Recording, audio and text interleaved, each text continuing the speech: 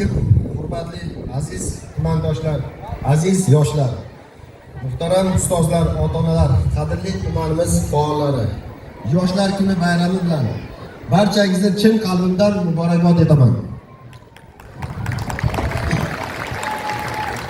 Avvalo mamlakatimiz taraqqiyoti, xalqimiz kelajagi yo'lida bilim va salohiyatni namoyon etib kelayotgan barcha yoshlarga mustahkam sog'liq, yuksak marralar, ezgu orzu va maqsadlarga yetishlarini tilayman.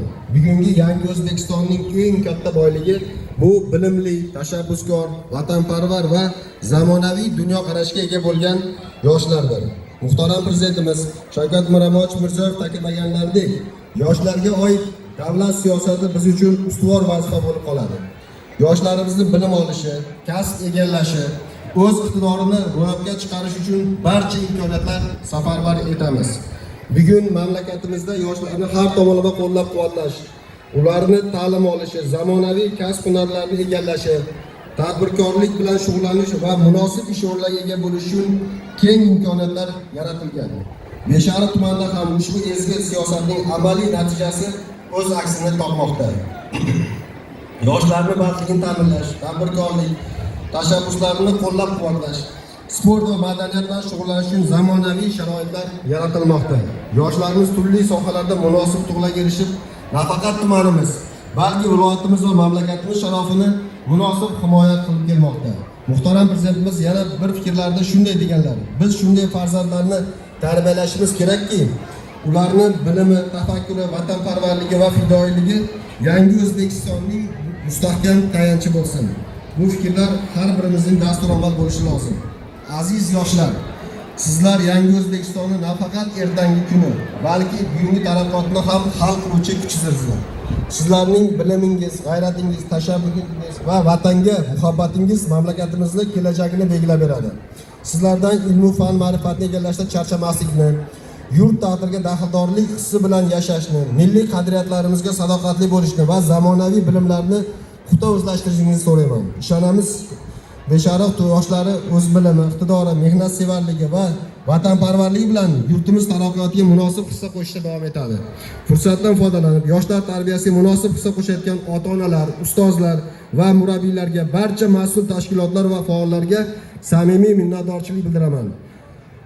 Yana bir bor barchangizni 30-iyun Yoshlar kuni bayrami bilan chin qalbdan muborakbod etib, barchangizga mustahkam sog'lik, baxt, saodat, o'qish va mehnat faoliyatingizda ulkan zafarlar, ezgu orzu intilishlaringizni ro'yobga tilayman. Yoshlarimiz baxtli bo'lsin, yurtimiz tinch, osmon musofo, xalqimiz omon bo'lsin. Yangi O'zbekistonning porloq kelajagini birgalikda bunyod etaylik. E'tiborlaringiz uchun rahmat. Yana bir bor bayramlaringdan.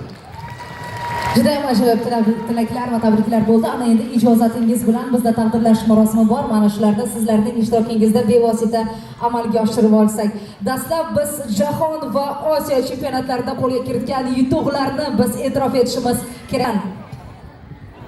Isoqjon va Kamola G'ulomjon qizini sahnamiz markaziga yuqori mamnuniyat ila tarixning faxrlarini balandroq olqishlar bilan qo'llab-quvvatlaymiz marhamatimiz va ularga shaxsan tantanali ravishda sovg'alarini topshirib. Ovozlar eshitilyapti.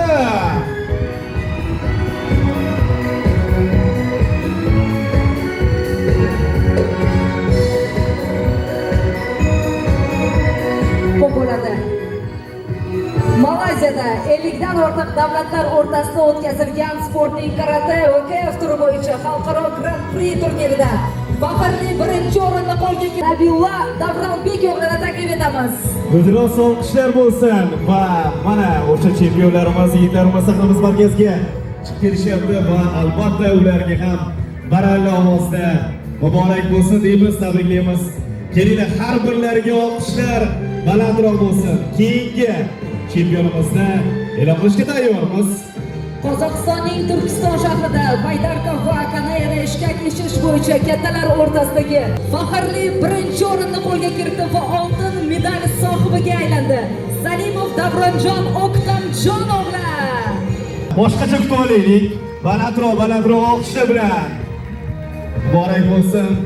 Tabriklaymiz. Va ko'rsatmalar bo'ldi, oltin medallar bilan boshqacha bo'lib chiqib keladilar hozir. Ana endi boshqacha bo'ldi. Ko'rinishlar kam bo'lishi mumkin emas. Davom etamiz. Kamdagi, demak, bizda sportchimiz oldida kutmoqda.